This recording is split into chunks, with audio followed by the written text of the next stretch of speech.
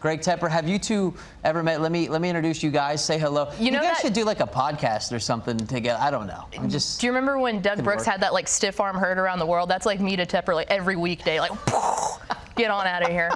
We're back, baby. Welcome. It's good to be here with you. I'm not shaking your hand. Keep holding oh my goodness! Stiff arm, boom.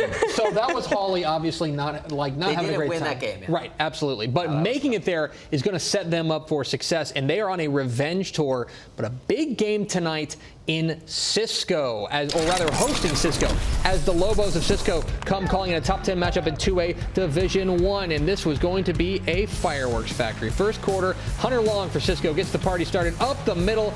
The veteran starter for the Lobos gets a 25-yard touchdown run here. Cisco goes up 6-0. Then second quarter, Hawley's down 12-0 till Rody Hooper is going to throw to the corner of the end zone. Chandler Myers goes up and gets it for the score. Hawley's down 12-8, but just before half, Hunter Long again, this time firing, going to find Carter Holton for the touchdown. Cisco's up 19-8 at the half. To the third quarter we go, and that's when Hawley's going to go to work. Rody Hooper is going to throw it to Will Scott on a little bit of a slant, gets upfield and has some blockers in for the score and for a 37-yard touchdown, and Cisco's still up 26-16, or rather to 19-16. Then Cisco's Long going to swing it to Carter Holton, who takes it in for the score, 26-16. Hawley comes back. Hooper going to fire it out here's Cisco fires it out wide to Carter Holton, who gets in for the 37-yard score. It's 26-16 Cisco. Following me? Let's keep going. Hawley's Rody Hooper, 7-yard touchdown pass. Chandler Myers hauls it in, goes down and gets it. 26-22 Cisco on top.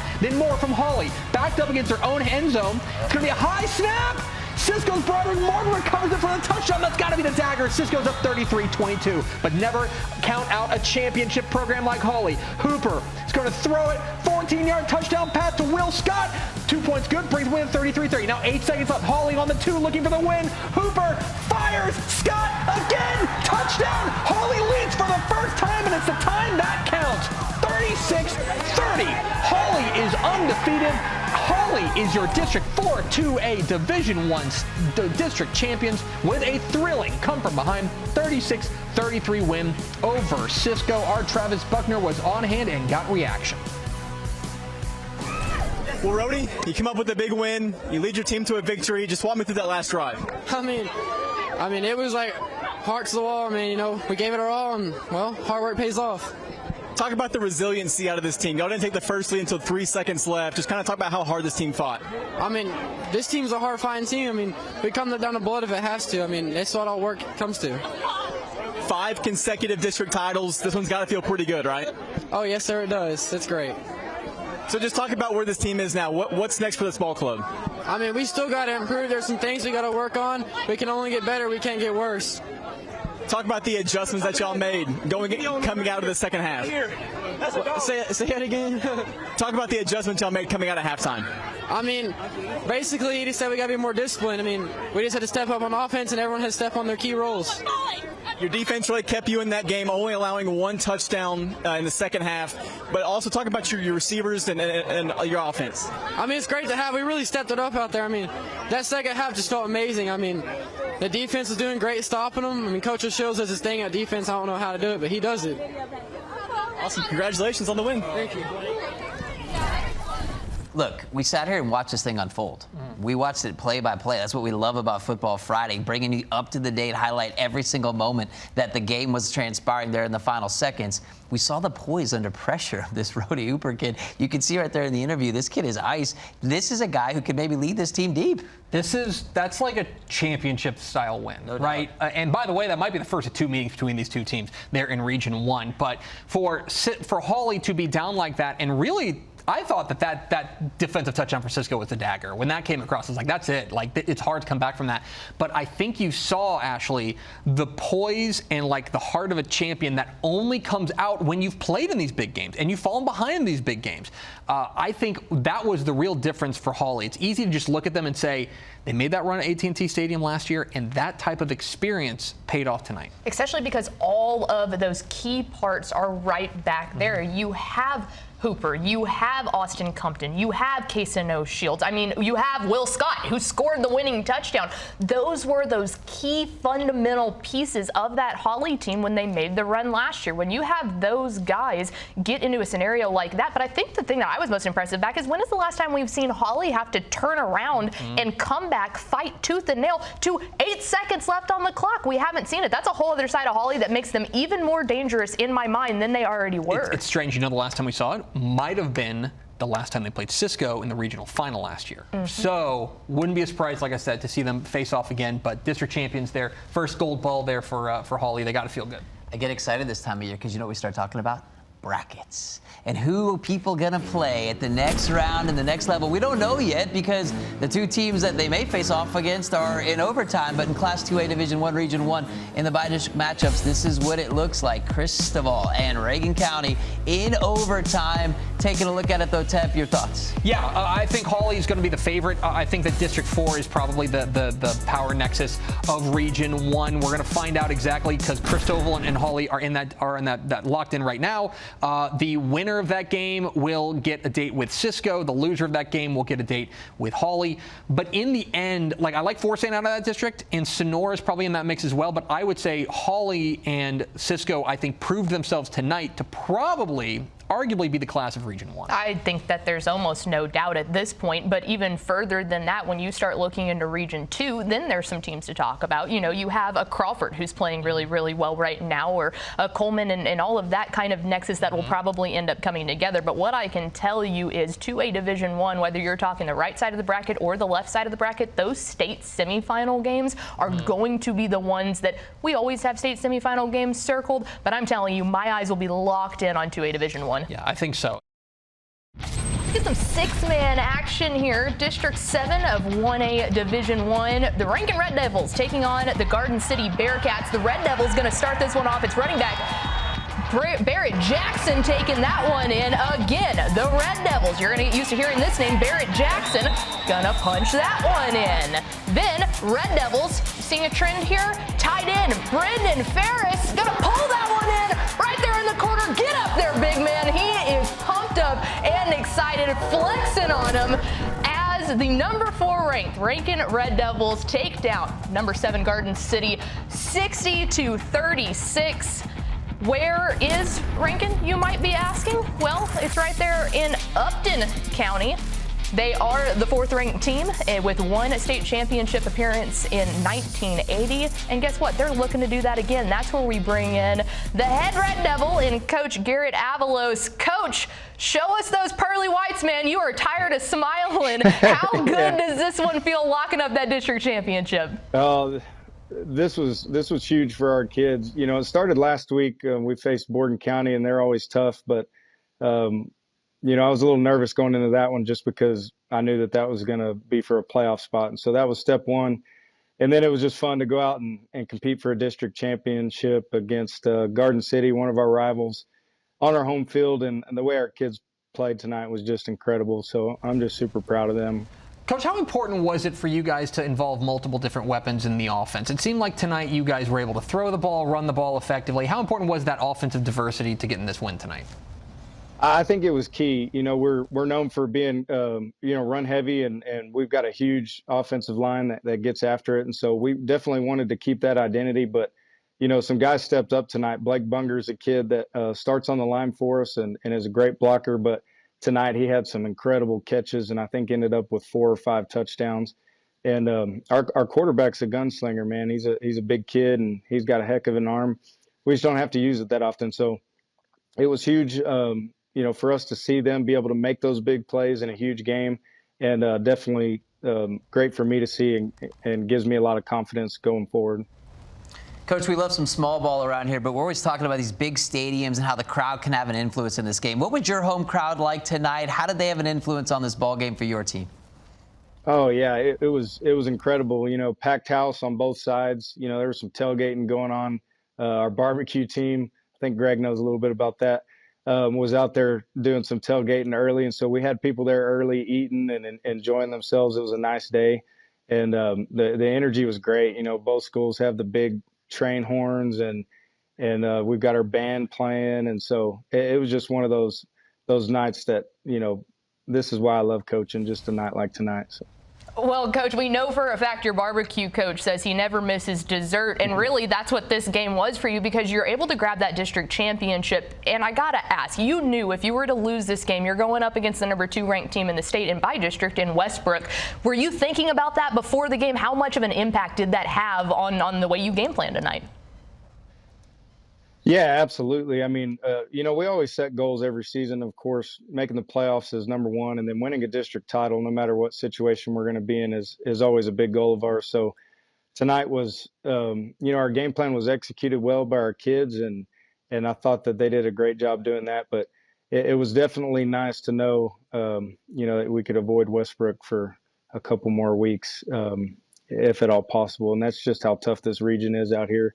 It's crazy to think that us and Garden City and Borden County and Westbrook, that there's only going to be 2 of those teams left after by-district round. So yeah, and furthermore, to speak to that depth of the region, your reward for winning tonight is a date with Ira next week, which is no pushover. Not going to ask you to give away your game plan, but you're looking forward to what you're up against with the Bulldogs next week. What's it going to take for you guys to get the win? Yeah, Ira's they've got a great head coach that's always going to have those guys ready, and we're just going to have to do what we do and execute what we've done all year. I think, like I said, our offensive line, we rely heavily on them to get a good push up front, and then we've got some speedy backs. So also, we had 2 starters go out of the game, one in the first quarter and then another one in the third quarter. So I'll get back and get to check on them, see how our health is, but those guys could be key for us. If we don't have them, it could be a key thing next week. So. Well, he's Garrett Avalos, the head coach of those Rankin Red Devils. Coach, let those cheekbones keep hurting from smiling so much for the rest of the night, and then we'll be talking with you next week as well. Congratulations on the win tonight. Thank you. I appreciate you guys. Thank you very much. There he goes. I totally put him on the spot there. He came on and he's like, my cheeks hurt from smiling so much. But that smile is really not going to last long because when you look at, like he mentioned, Region 2 is the power nexus of 1A Division 1. I mean, what do you see? How do you see this shaping out? Because it's anybody's ball game. I mean, it's brutal. I mean, he didn't even mention teams like Buena Vista, Westbrook. I mean, that is a really, really dangerous region there, Region 2. But first steps is getting into the playoffs and getting that district championship. They get that tonight. Very important for them, for Rankin, I think, to set themselves up for success. Because you're right. For Garden City, they now have to go and take on the number 1 team or number 2 team in the state in Westbrook in by-district play.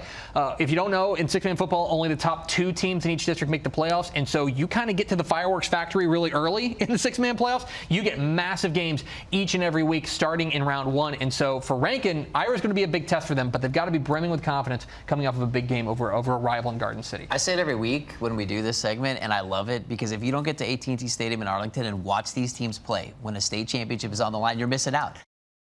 This is an important win tonight just to get into the playoffs. Well, and it's funny that you mentioned that because they run the flexbone offense, which realistically, they've got about 8 different plays in their playbook. They really hang their hat on 2 or 3 of them, but that's what was the difference. Last year when you have Alex Trevino running point, he did not want to throw. They threw it 16 times all year. This year they turn around. They've got Nick Cavares, who is a sophomore playing outstanding right now, primarily running the ball, but his ability to read the ball, read the defense where it needs to go. You've seen it grow week by week, and this is going to be a team that's going to hit back in that threshold that they were last year, having all of this experience at sophomore, then moving on to their seniors. Yeah, now look, it's not like it's any sort of sunshine and daffodils here for Lubbock Roosevelt, because now their reward next week is Canadian. Yeah, get you some.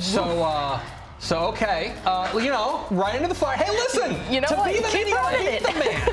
Yep. So they get an opportunity to really send a shockwave. And you remember last year, this was a team in Lubbock Roosevelt that stunned people in the playoffs. I think they were like, well, maybe once they get to the playoffs, it'll kind of sort itself out. They have some history of making a run in the playoffs. So I would not count them out. They're going to have, and that offense, I think, is very dangerous to deal with. Meanwhile, let's go out to the big country where there is a big rivalry matchup in the Abilene area between Abilene Wiley taking on Abilene Cooper. Let's go to the highlights in the big country. Here come those Wiley Bulldogs, and second quarter, Abilene Wiley's Caden Long going to find Hunter Hood, and he will do the rest. Getting in for the score, the Bulldogs are on top 14-3 at the end of the first half. Then third quarter, Abilene Cooper trying to stay in it. This is Chris Warren on the keeper.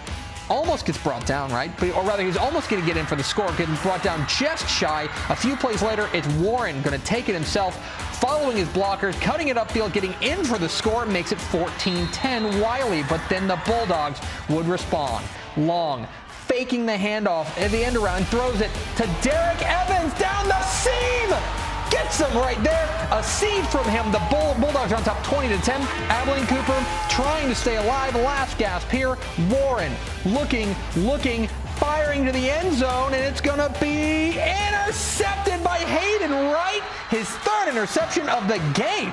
And the Bulldogs hang on to take down Abilene Cooper and win the district to 2-5A Division II championship outright, 20-10 over the Cougars in the Southtown Showdown. Impressive from them, and our Sarah Merrifield was there, caught up with Hayden Wright.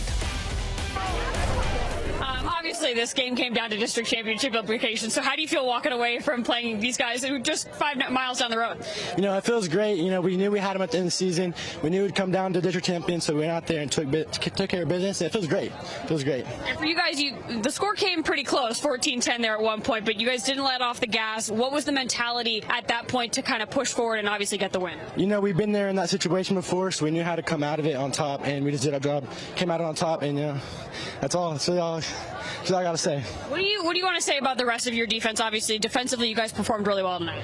I think the guys did a great job, and without them, I couldn't have done it. So yeah, props to them. It sounds like you had 3 interceptions on the night. How do you feel? It feels great. I was just in position, did what coach told me to do, and I was just there to make the play. How many have you totaled in a game before? Is 3 the most? Or? 3's the most. Yes, ma'am. Well, you guys walking away, obviously district champs tonight. Congratulations! And how does that feel to be able to walk away district champs into the postseason? That was the plan all along. It was coming to the season. We knew we had a job to get done, and we got it done. So, what makes this group special to go on to the postseason with? I feel like it's just the brotherhood, everything. This team's just so special at the way we come together, and we battle for each other. Congratulations. Thank you. I really appreciate it. Thank you. 5 straight wins. They go undefeated in district play, and they roll into the postseason. Great defenses this time of year find a way to do one thing, turn the football over. They did it tonight. They did it in a big rivalry win there. And this is a big win, I think, for Clay Martin, head coach there at Abilene Wiley. You remember he took over a couple of years ago for Hugh Sandifer, the legendary coach that the stadium's named after out there at Wiley. And the first couple of years, 4-4 the first year, 4-6 in 2021. And it's hard to take over in the shadow of a legend, right? And Hugh Sandifer. But I think tonight was proof of concept that what he's doing, the longtime defensive coordinator for Hugh Sandifer, he gets, I think, a real signature win and gets them that district championship. You got to feel good for him, and you got to feel good for Wiley heading into the playoffs. We're waiting to find out who they're going to play because we're waiting on a team for games in El Paso to go final. But for Abilene Wiley to win this district championship and do it with defense speaks volumes. Well, you mentioned he was the defensive coordinator for 30 years. I mean, this guy knows defense, and it's funny because if you listen to his halftime interview with Sarah, the first thing he said, even though they were up big, he goes, "We got to tackle better." Well, they didn't end up needing to tackle better because Hayden Wright took care of that with his 3 different interceptions, but exceptional. But I also really, really like what they have working at quarterback with KJ Long, because this is a kid who's a senior, who was a backup last year. He's finally getting that opportunity to start, and he's making the most of it. So you pair that exceptional Bulldog defense with a quarterback that's really starting to gel right now. Things are looking good for the Bulldogs, guys. Yeah, got to win in all 3 phases of the game. Coach, we appreciate your time. Congratulations on the win. So now that it's happened and you guys have the perfect 10-0 season for the first time in almost 100 years, how are you feeling? I tell you what, I'm still kind of nervous. After I talked to y'all the other day, it felt like I had the weight of the world on my back. And, we hats off to Rock Springs because they played about as good as they could play against us, game planning and everything. And we did a lot of dumb stuff, but, our kids hung in there and believed in each other, and we pulled it off in the end. Well, Coach, you said you did some dumb stuff, but obviously you did some stuff right, too. What was working for your ball club tonight to take down a very talented Rock Springs program? Well, we were able to run the ball, and that's kind of what we've hung our hat on all year. We could run the ball and throw it just enough when we need to. And our defense rose up when they had to. We had 2 big interceptions. Sergio Vasquez had 2 big interceptions, to get the ball away from them because they held on to it. Like I said, they did exactly what they should have done. Almost lulled our kids to sleep sometimes, it seemed like. But we made the big plays when we had to. I'm so proud of our kids. Coach, it's all about making history. When did you know this team could be special? Was it before the year began? Did you notice some point in the early season? When did you realize you guys had a chance to pull this feat off? Well, that's what I was telling Greg yesterday. I felt like, last year, non-district, we had a lot of injuries and we were playing without a lot of kids. And once we got in district, we got all those kids back and we started to kind of, get on a little roll. Of course, we got beat the first round of the playoffs, but I felt like we had a chance to be pretty good. And then the kids just really bought in. We've had 2 great off seasons with these kids. We got them when they were sophomores, and they were, kind of whoop pups back then because they'd coming off, 2.5 year losing streak. But they bought in, they worked their tails off, and great summer, great spring, and we just felt like we were going to be okay. Like I said, I didn't know that we'd be 10-0. But I felt like we might be playing for a district championship, and really, really proud of them. We talked about this the other day, but I'm interested in talking about your defense, which I feel like has really taken a big step forward. What do you think has been the difference this year on the defensive side?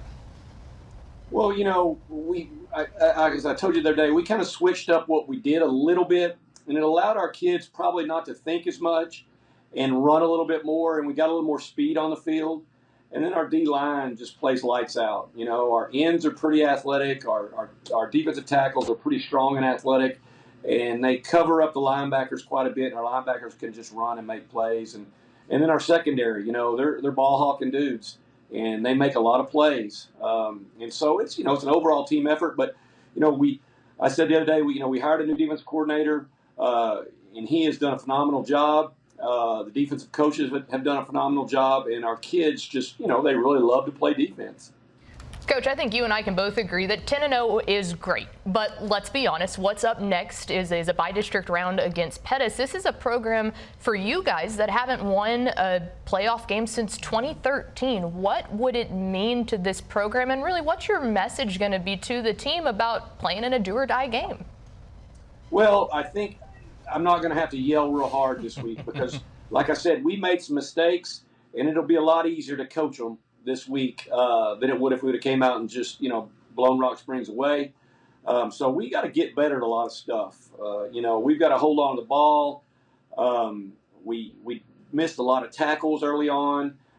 So there's a lot of things that we can get better at. And so that's what we're going to just keep trying to improve. He's Jeff Kowalski. He's the head coach of the 10-0 Sabinal Yellow Jackets. Literally nobody in the era of television has been able to say that. Coach, we appreciate your time. Congratulations again. I promise you don't have to talk to us anymore. We can be done for a while. Hey, I'll talk to you every time you want to. I really appreciate everything y'all do for high school football, and it was an honor to be on. Absolutely. Thanks, Coach. There goes Jeff Kowalski, head coach of Sabinal. That's a great story down there at a program that has kind of been down in the dumps, but you talk about a program that, Coach Kowalski, who has some head coaching experience there at Tom Moore, comes over and takes over this job and does a fantastic job. And they're a threat. I don't think they're a soft 10-0. I think that defense, and what we'll talk about a lot in the playoffs, defense travels. And that defense is going to travel. It's going to be a problem for everybody, including Pettis next week. It will. And the goal is to not have the dreaded 10-1. That's the thing that you do not want. So that's enough of a test. But Region 4 is no soft walking either. When you start getting into the, District 13 in particular, Bremont, Chilton, Granger, that district has been insane. So the first game is up next against Pettis. You get that first playoff win since 2013, and then you start looking forward to that. But finishing off that is going to be first. It takes belief. You have to believe in a new coach when he shows up. He was able to turn this thing around after 0-10 seasons in 18 and 19. It's unbelievable. There's hope, there's belief, and now they are undefeated. Tepper, we believe in you, bro. Thanks, buddy. We need you. Man. Get him off of here. Go to commercial. There it is. High school football. Player of the week time. Forcing some turnovers there. As you can see, South Oak Cliff turning the momentum in this game. When you break down this Golden Bears team, what has allowed them not only to turn the tide this season, but make them maybe a legitimate threat to run at the title again? They just needed to get their grounding underneath them. They needed to go, and they played really, really tough competition. That's great. That's what you want to do. If you're going to go 0-3, that's fine, but go 0-3 to the best teams that you can possibly play. Then they mull over people, but this is a very interesting score that we have going on here. I think that you look at this and you go, okay, maybe is Woodrow Wilson a little bit better than we thought, or is it possibly one of those things where you're going, maybe they just haven't woken up yet. They haven't really had that, need to play someone like this head to head. Yep. Abby Jones is in Dallas, Texas, and she's talking high school football live on your television with us. Abby, let's talk about this South Oak Cliff quarterback rotation. It seems to be working for the moment. What are you observing out of the Golden Bears here tonight? Coach Todd and I discussed this rotation in great detail. I wanted to get a good understanding of it. On one hand, you have a quarterback that likes to pass, and that's Trey Walton. And then on the other hand, you have a quarterback that likes to run. So there's two options there, and Coach Todd said, I feel like we're in a position where we can win a lot of the situations that we're in. We just have to play precise football and eliminate mistakes. Trey has had 4 interceptions this season. Carter had 0. So going into tonight's game, that was definitely a deciding factor. But I just talked to the quarterback coach, Coach Johnson, for South Oak Cliff, and he said that Carter actually has a little bit of an injury. He hit his hand on the helmet, so he's not starting the second half. And they actually have a third-string quarterback in, William Little. I said, tell me a little bit about this guy, and he said he's an experienced player. He likes to pass the ball as well. He's been in the system for 3 years now, and he's already been effective. In his first minute in, he threw for a touchdown, so I'm sure they're liking what they're seeing out of Williams so far. But that's 3 in the rotation if you're counting. Abby, thanks so much. Stand by. We'll stick back and check with you as this one goes final. Of course, High School Scoreboard Live coming up at the top of the hour. Highlights and analysis coming from this one. This game getting chippy, no doubt. These two teams, they know each other well. They're used to not really having a lot of competition as they rode through district play. They found each other on the football team tonight with the district title on the line. No doubt this one would turn physical, right? It had to. That's the style of play that both of these teams want to play. And more importantly, a district championship is on the line. I don't think that's a position that Sox saw themselves being in. But I am interested to see if they're going to continue to do this with the quarterback swapping. Maybe this is just me, but I'm typically under the belief that at this point in the year, you probably want to nail down who your starter is going to be. If one of them happens to get hurt, that might make the decision for you. But that might work against their district play that they've been doing. At this point, though, when you start looking at Region 2, you've got teams like Melissa, like Everman, like those are teams that are going to give you a tough physical ball game. I don't know if continuing to switch through this quarterback scenario is going to be the best decision, but Coach Todd knows a lot more than I do. So yeah, that's why he gets paid the big bucks. It's his decision to make. But you're right, going into the postseason, you think you like to solidify. Maybe it's a 2-man rotation at the. What a year it has been. And so, here are the top 5 plays. Number 5, Shiners. Dalton Brooks scores an incredible 2-point conversion late in the 4th to beat Pope. He would not be denied reversing field. That dude is hard to bring down to planet Earth. He is super good. And I'm talking about tackling him on the football field. To number 4 we go in the Houston area. Conroe's Louis Williams. A spectacular one-handed catch. We're going to turn that one in slow-mo here. Look at him haul that in. Sports Center Top 10 coming up for you right there. Unbelievable play. Look at that. Oh, my gosh. The one-handed grab and the foot down. It's like a magnet. I mean, literally, look. Magnet. My goodness, son. Dude can ball. Better lucky than good. That's my opinion. Number 3, Frisco Arena's Joseph Fuchsa blocks the punt, and he would recover for the touchdown with 23 seconds left to win a district title. I mean, he's making a play, don't get me wrong, but in that situation, my goodness, they gift wrapped one for the Reedy Lions. Unbelievable win for them late in the Star. Number 2, we'll let the announcers take it away. Hill with 2 seconds, 1 second. Hill's in trouble. He breaks away. Hill running for his life, gets a block. He's going to chunk it up. Going to the end zone. Tyler Hill's got a man inside the 10. Oh my God! Imler's going to score. Imler's going to score. Are you kidding me? Touchdown, Cats. No time left. It's all over. Central Central wins! Central wins! Van Imler on the pass from Tyler Hill. San Angelo Central on that Hail Mary to get the win over the Bulldogs of Abilene. Wiley, and let me tell you, I got tagged in that one on Twitter, and I watched. I had to turn my volume down on my computer because those guys were so hyped. You gotta love the Hail Mary at the 10-yard line and the homer call of the week. How about number 1, Anna?